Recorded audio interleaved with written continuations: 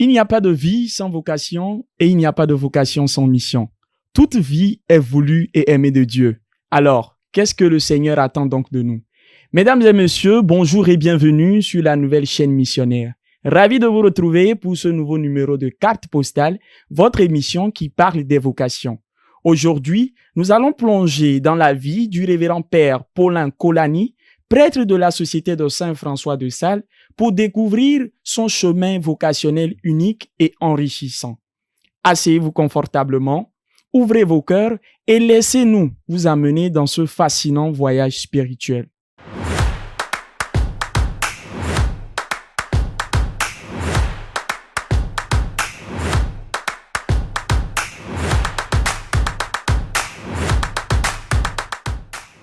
Bonjour Père Colani, bienvenue sur le plateau de Carte Postale.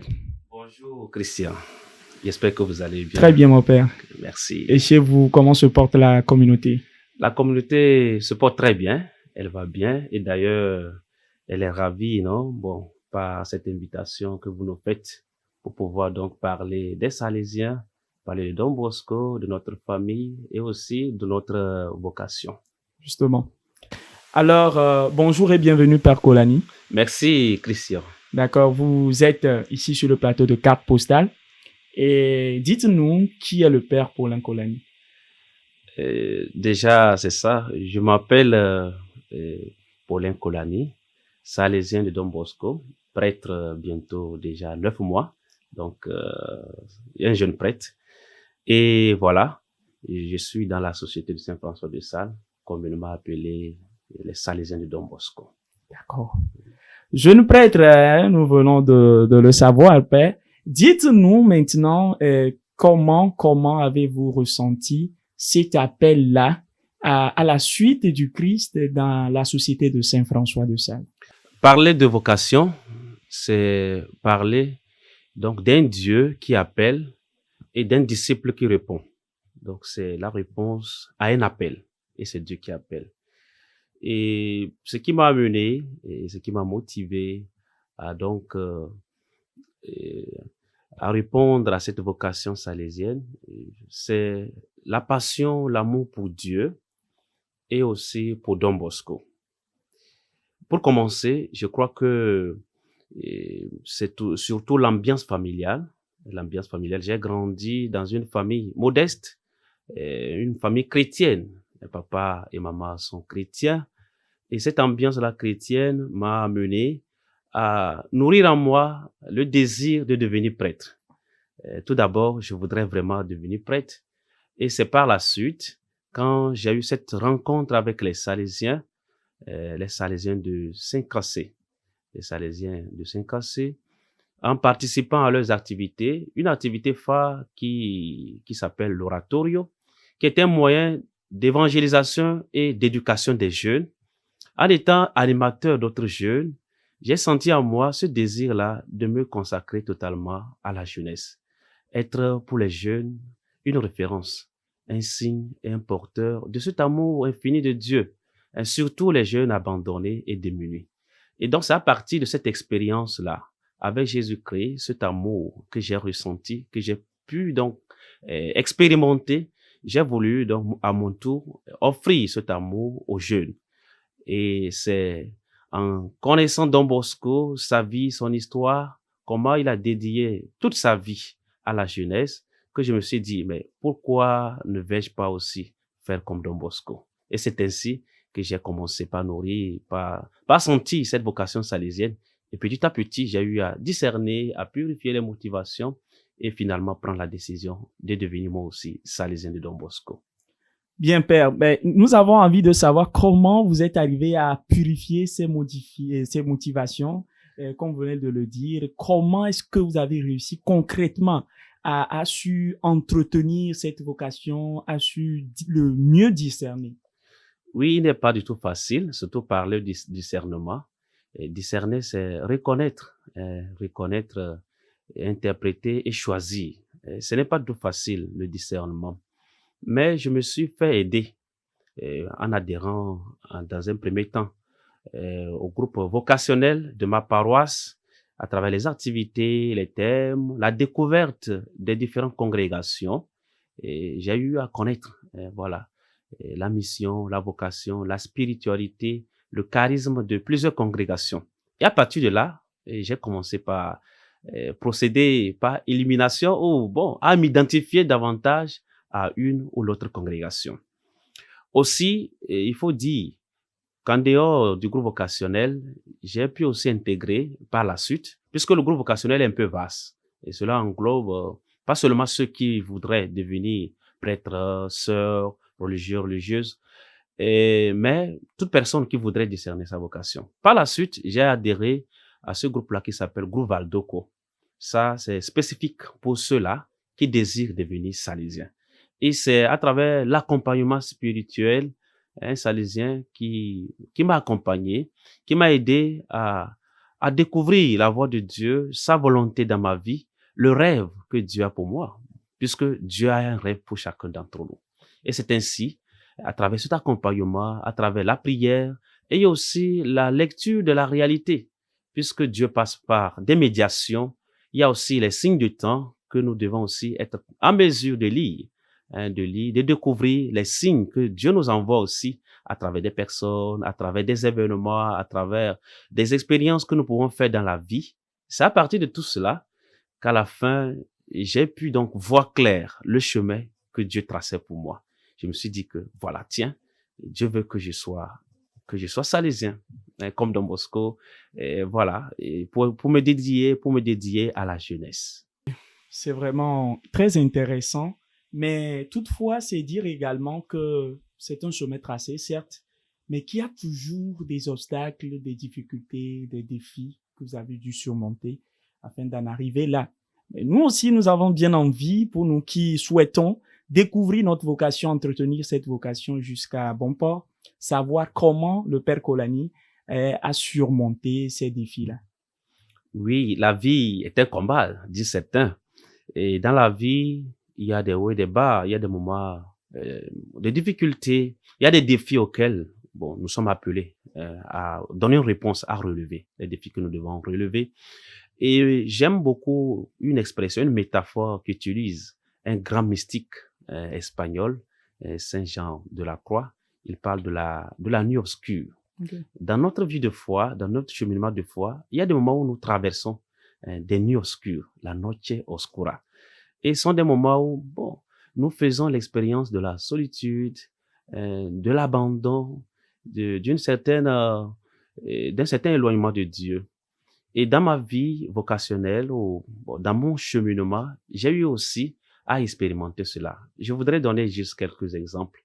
Le premier exemple, c'est que quand j'étais déjà en terminale, en classe de terminale, bien que dans ma tête, il y avait cette option-là de devenir salésien, j'avais aussi un projet personnel à moi, un projet dont Dieu ne faisait pas totalement partie.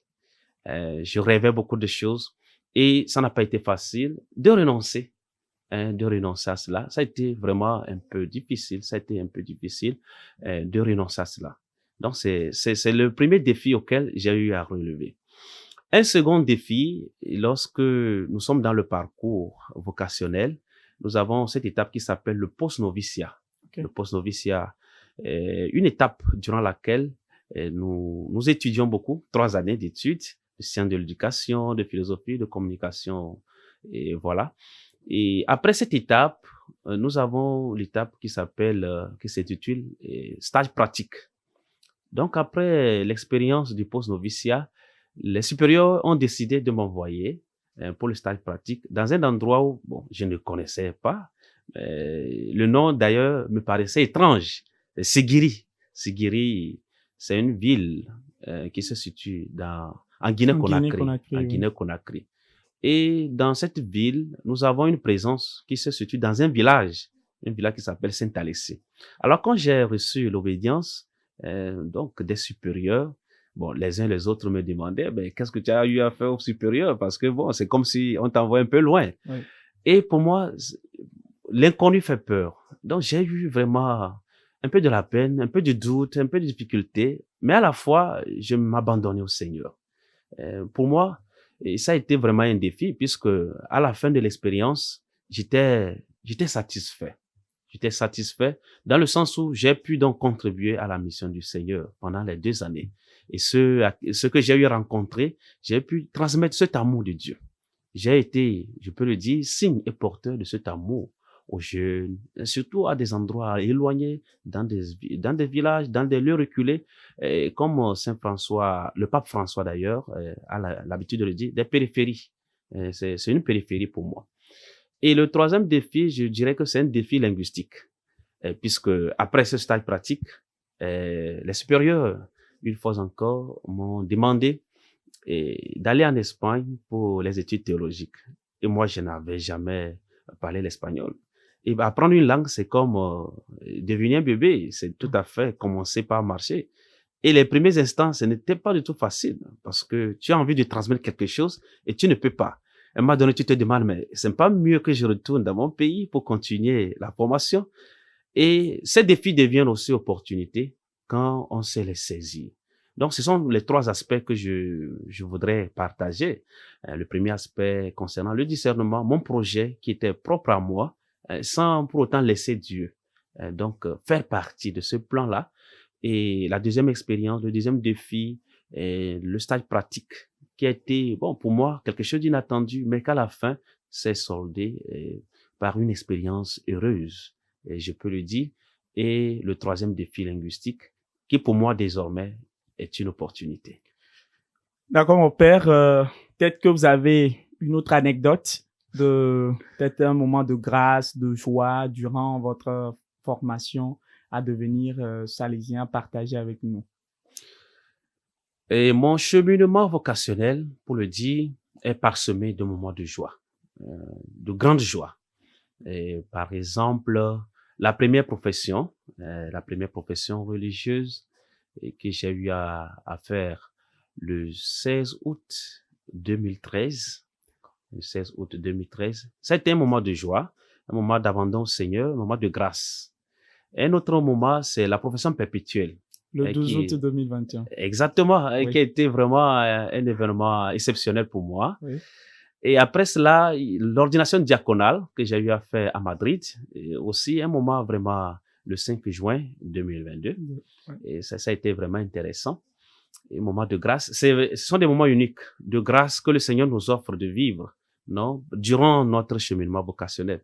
Des moments où, bon, on sent cet amour, cet appel qui se fait plus présent, puisque Dieu nous appelle et il continue de nous appeler. Oui. Ce n'est pas quelque chose du passé, c'est un appel auquel... Qui est perpétuel, en fait. Exactement. Nous sommes appelés à répondre tous les jours. Oui. Tous les jours, nous sommes appelés à dire, mais voici Seigneur, je viens faire ta volonté. Tous les jours.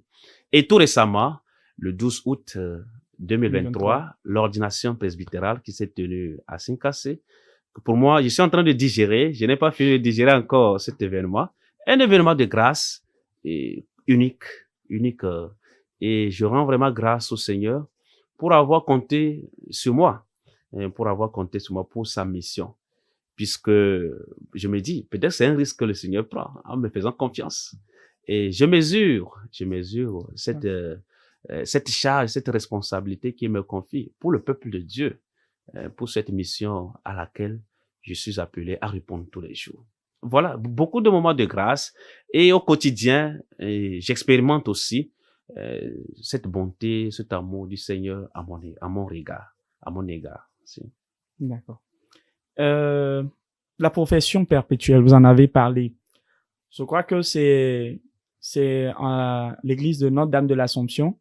Exactement. Et cette messe qui a été présidée par Monseigneur Dominique Guguil. Si. Et justement, à cette occasion également, c'était la fête pour les Salésiens du diocèse, puisque cela faisait 30 ans que cette paroisse a été remise aux Salésiens. Comment avez-vous, d'une certaine manière, émis vos derniers vœux d'intégration finale au sein de la Société de Saint-François de Sales dans tous ces événements? Et c'était beaucoup de célébrations autour de ma profession perpétuelle. Et la profession perpétuelle en soi est un moment de grâce. Parce que c'est un acte définitif. Lors de la première profession, nous disons que nous avons l'intention de nous offrir totalement au Seigneur. Mais vu les dispositions de l'Église, puisque l'Église est organisée, on émet les vœux, on fait la profession pour un an, et au fur et à mesure, durant le parcours, on fait les renouvellements. Et la profession perpétuelle, c'est un moment où bon, on se donne totalement totalement au Seigneur. Et pour moi, ça a été vraiment quelque chose d'exceptionnel, parce que ça fait peur. J'ai des inquiétudes. Est-ce que je peux? Alors, le Seigneur qui me demande de donner totalement, de tout donner. J'ai tout donné d'ailleurs à la première profession, mais il demande davantage. Le Seigneur, je crois quelquefois, il exige un peu plus, non? Tu lui donnes un peu, il veut tout. Il veut tout. Donc voilà. Et avec la célébration des 30 ans aussi, des Salésiens à Saint-Cancé, dans la présence de Saint-Cancé, ça a été un moment de grâce pour toute la communauté paroissiale. Il y a eu des activités, des campagnes vocationnelles et une certaine mobilisation pour faire connaître les Salésiens, pour faire connaître Don Bosco, notre mission, notre spiritualité et notre charisme. Et je crois que dans tout le diocèse de Dapon, ça a résonné comme un écho. Et le 25, ça a été vraiment comme une date de célébration, d'apothéose de cette célébration des 30 ans.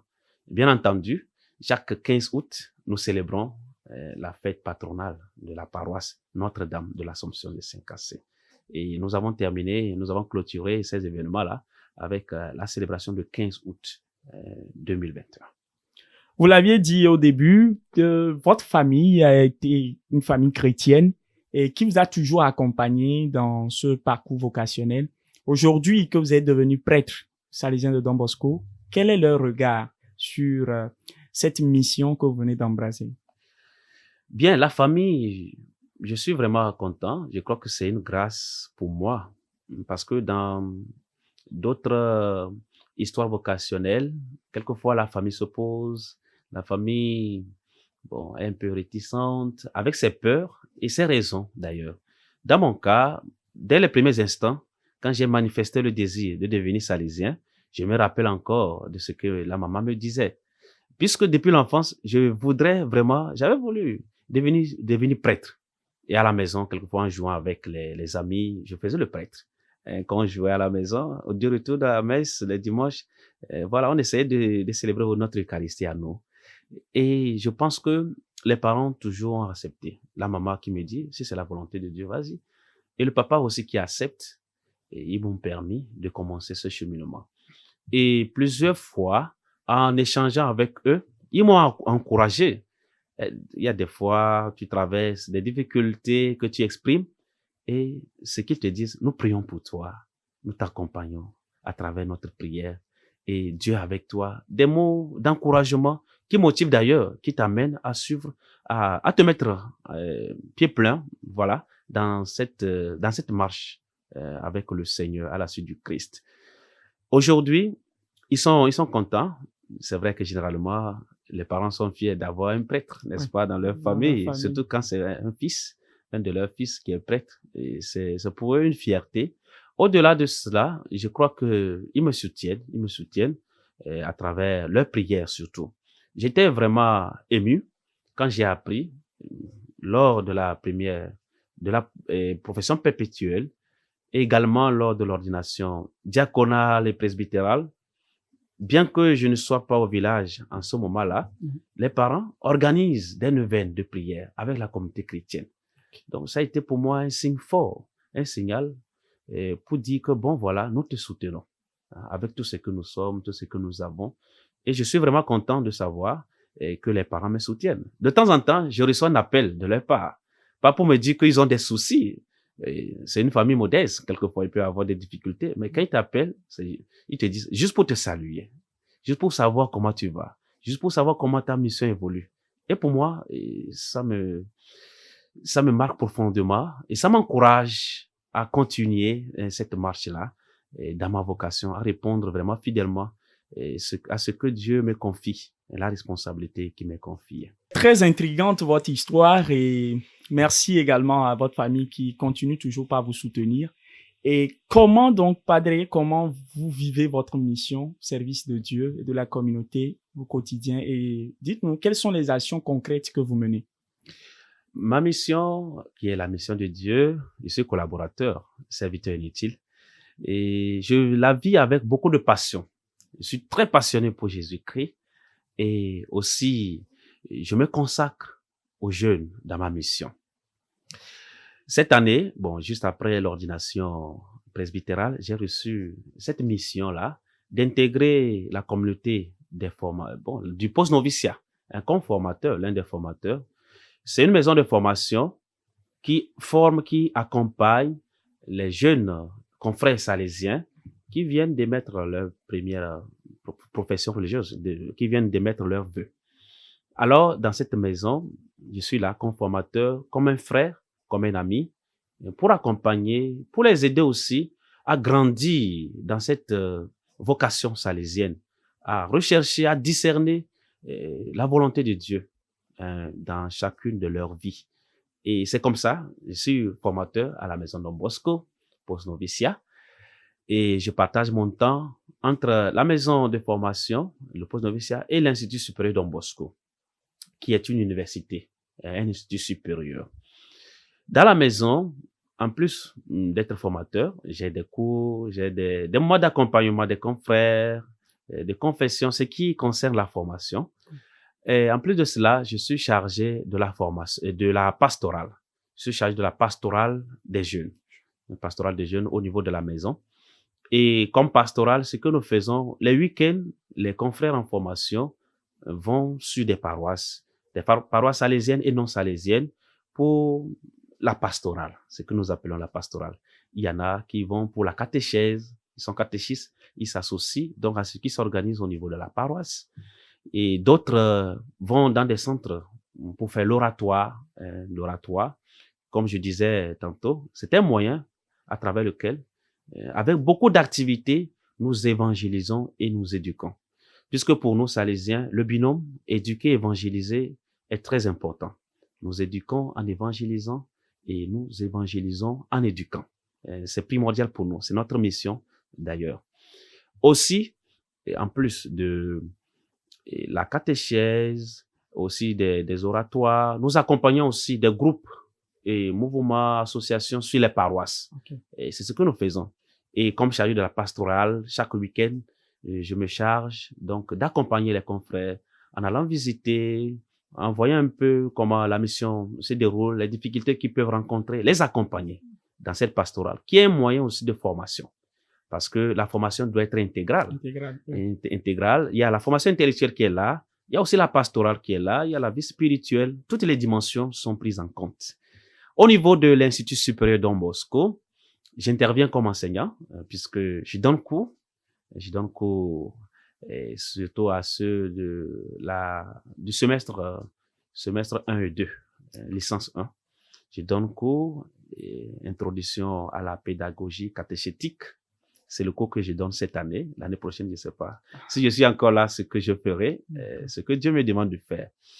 En plus de cela, je suis aussi aumônier de la pastorale universitaire. Aumônier de la pastorale universitaire. Tout ce qui concerne la pastorale au niveau de l'Institut. Nous avons eu à organiser plusieurs activités. Et là, il y a un noyau, un conseil des étudiants. Et avec ce conseil-là, j'essaie de travailler, d'organiser des activités. Par exemple, nous organisons durant l'année des adorations mensuelles. Chaque mois, nous avons l'adoration. Le dernier mardi du mois. Adoration avec tous les étudiants. Bon, ce n'est pas obligatoire, mais ce que je note, pour ma part, c'est qu'il y a une grande participation de la part des étudiants. Les étudiants, ils manifestent ce besoin-là, donc de s'approcher du Seigneur, de Jésus Eucharistique, donc pour l'adoration. Il y a la semaine culturelle aussi, qui est une grande activité que tous les étudiants attendent. Et ça fait du boom, d'ailleurs. Toute une semaine, durant laquelle nous faisons plusieurs activités, la découverte des cultures, des pays et tant de choses. Et aussi, concernant notre saint patron, Don Bosco, autour de la fête de Saint Jean Bosco, nous avons une activité pour faire connaître davantage Don Bosco, sa spiritualité, sa pédagogie, son charisme. Une autre vocation également que vous avez reçue, c'est la musique, ce don que vous avez reçu. Vous êtes artiste, compositeur et musicien. Dites-nous d'où vous êtes venu cette vocation. La musique, je ne sais pas si cela se trouve dans mes gènes, puisque dès le bas âge, j'aimais jouer beaucoup de choses. Bon, je ramassais les bois que je fabriquais, je faisais un peu de son avec. Et au fur et à mesure, le djembé, le tam-tam traditionnel de chez nous. Et bon, quand j'étais au collège, là, déjà à l'internat, puisque j'ai fait l'internat avec les Salésiens, la musique, chez nous les Salésiens, la musique est fondamentale. Nous disons souvent que un oratoire sans musique, c'est comme un corps sans âme. Donc, la musique est fondamentale. Alors, au collège déjà, j'avais commencé par apprendre à jouer à la guitare. Et quand on apprend un instrument, les autres viennent de soi. Donc, j'ai appris à jouer d'autres instruments. Et c'est cet amour qui m'a amené, petit à petit, à composer des chants. J'ai commencé par composer des psaumes et composer également des hymnes pour nos activités de vacances.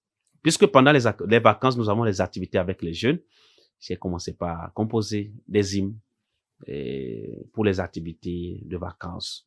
Et au fur et à mesure, je me suis dit, j'ai senti que j'avais cette vocation-là, que je devais, ce talent était en moi. Donc, il faut le fructifier, ce talent. Donc, j'ai essayé de commencer par composer des chants, des petits refrains. Et du coup, j'ai découvert que bon, je suis un artiste-compositeur avec actuellement plusieurs chansons. C'est comme ça que j'ai cette vocation-là, de chanter, de louer le Seigneur et d'évangéliser aussi à travers les chants. Cette vocation-là à travers les chants, nous éduquons, nous évangélisons, nous transmettons le message divin de l'évangile. Voilà. Évangéliser à travers les chants, mon père, vous êtes auteur de 2 albums. Et quels mots pouvez-vous nous dire sur ces 2 albums? Et le premier album est sorti en 2017, donc juste après ma première année de stage. Et quand je finissais la première année de stage, j'ai fait sortir le premier album qui s'intitule « Nous sommes une famille ». Cette année-là, je crois que les traînes du directeur majeur parlaient de la famille. Nous sommes une famille. Et j'ai essayé de composer 13 titres pour marquer l'événement. Et ça a été beaucoup apprécié. J'ai été encouragé par les uns les autres. Et parce que le message que les chansons transmettaient, beaucoup ont apprécié. Et je me suis dit, pourquoi pas continuer? Et tout récemment, juste avant l'ordination presbytérale, j'ai lancé un deuxième album qui s'intitule « Je te rends grâce ». Mon idée, c'était rendre grâce au Seigneur pour tout le parcours que j'ai eu à vivre, non? Ce parcours de formation, rendre grâce pour le don de la vocation et surtout que je me préparais à l'ordination presbytérale, qui est un moment exceptionnel. J'ai voulu rendre grâce au Seigneur à travers les chants. Et le premier titre de cette chanson-là en dit long. Je te rends grâce. Comment rendre grâce au Seigneur pour tout le bien qu'il m'a fait? J'élèverai la coupe du salut, j'invoquerai le nom du Seigneur. Et bien voilà, c'est ce que je peux dire. Et tout récemment, j'ai fait sortir aussi un clip vidéo parlant du rêve. Puisque cette année, les Salésiens, nous célébrons le bicentenaire du rêve de Don Bosco. À l'âge de 9 ans, Don Bosco a fait un rêve qui a marqué profondément sa vie. Et à partir de là, cela a tracé. C'était comme un programme de vie. Et il a vu petit à petit que ce qu'il avait rêvé a commencé par s'accomplir. À la fin de sa vie, il s'est rendu compte. Et pour nous, célébrer le rêve des 9 ans de Don Bosco, c'est célébrer cette vision-là que Don Bosco a eue et cette vocation qu'il a reçue de Dieu. Pour dire que chacun de nous, nous avons un rêve. Dieu a un rêve pour chacun d'entre nous. Alors, j'ai fait sortir le clip aussi qui est beaucoup apprécié sur mon YouTube, qu'on peut aller consulter. Le rêve qui fait rêver. C'est le titre de ce clip-là. J'ai suivi également le morceau qui était très bon, mon père. Ah oui. Une belle réalisation de Merci bien. David. Oui. David Autor, qui était donc celui-là même qui m'a aidé à pouvoir produire. Et je remercie d'ailleurs à travers les caméras. D'accord. Instant a cappella, peut-être vous pouvez nous fredonner un petit morceau avec votre guitare, parce que semblerait-il que vous êtes toujours avec votre guitare. D'accord. Je ne sais pas combien de morceaux vous voulez, mais comme je suis toujours inspiré, vous me dites un morceau, 2 morceaux, comme ça je... Un morceau. Un morceau.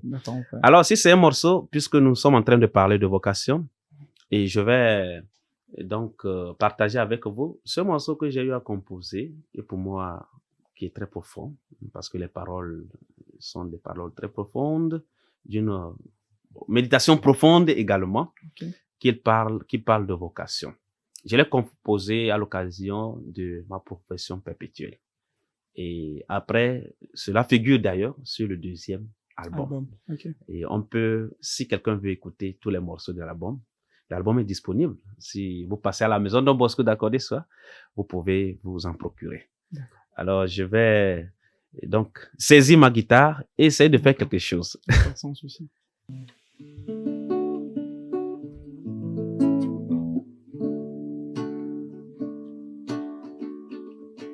Il n'y a pas de plus grand amour que de donner sa vie pour ses amis. Tu nous appelles, Seigneur, pour annoncer ta bonne nouvelle. Me voici, Seigneur, je viens pour te servir. Fais de moi signe de ton amour. Me voici, Seigneur, je viens pour te servir. Fais de moi témoin de ton amour. Tu me connais avant même de naître. Tu connais bien chacun de mes pas. Tu as posé tes yeux sur moi. Tu m'as appelé. Me voici, je viens, Seigneur, pour faire ta volonté. Il n'y a pas de plus grand amour que de donner sa vie pour ses amis. Tu nous appelles, Seigneur, pour annoncer ta bonne nouvelle. Me voici, Seigneur, je viens pour te servir. Fais de moi signe de ton amour. Me voici, Seigneur, je viens pour te servir. Fais de moi témoin de ton amour. Je n'ai rien à t'offrir, puisque tout vient de toi. Tu m'as séduit, je me suis laissé séduire. Tout simplement, je viens vers toi pour faire ta volonté. Fais de moi signé porteur de ton amour à tous les jeux. Il n'y a pas de plus grand amour que de donner sa vie pour ses amis. Tu nous appelles, Seigneur, pour annoncer ta bonne nouvelle. Me voici, Seigneur, je viens pour te servir. Fais de moi signe de ton amour. Me voici, Seigneur, je viens pour te servir. Fais de moi témoin de ton amour. Ah, c'était chaud, padre. Très, oui. très fantastique ce morceau. Hein. J'espère que nos téléspectateurs aussi vont aimer. J'espère bien. Très beau, mon père, très beau, mon père. Et même les techniciens dansaient, je les voyais. Ah oui, c'est vrai, derrière là. Oui, derrière là. Très content, mon père. Me voici, Seigneur. Me voici. Fais de moi témoin de ton amour. De ton amour. Voilà. Signe et témoin de ton amour. Puisque pour nous, Salésien, notre mission, c'est d'être pour le monde, pour l'Église, pour les jeunes, signe et témoin de l'amour de Dieu. Voilà. C'est ça qui a inspiré et voilà, nous avons composé ce chant. C'était très beau quand même. Merci bien. Merci alors encore. Mon père, nous tendons vers la fin de cette émission. Quel message souhaiterez-vous transmettre à nos téléspectateurs, à tous ceux qui se recherchent encore côté vocationnel, ceux qui sont également perdus, à tous ces jeunes-là qui se disent, est-ce que le Seigneur a encore un projet pour moi? Je voudrais leur dire, chers jeunes, ne vous fermez pas à l'appel de Dieu. Il faut être ouvert, il faut écouter la voix de Dieu. Dieu nous parle toujours. Il faut que nous soyons en mesure d'écouter sa voix. d'écouter le message qu'il a pour nous.